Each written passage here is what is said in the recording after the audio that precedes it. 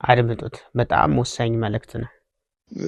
ከተማ ሄደን ስለምንኩስና ባለትዳሮችን ስንሰብካቸው ነው ምን ስናደርቃቸው። እዚህም ደግሞ ስለ ባለትዳሮች መስማት አለብን።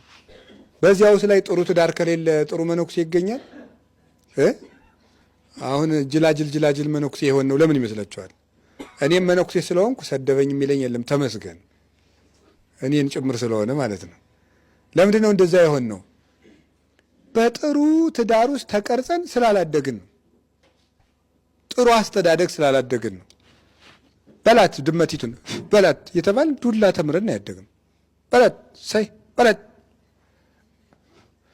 እናቴ እንዲያረገች ትፈል ትፈት ኤታ አባቷ ዱላ ነው እየተማርን ያደግነው ማለት ነው። ስለዚህ ዱላ እየተማርን እናድጋለን። መንኩሰንም ዱላ ሆነንም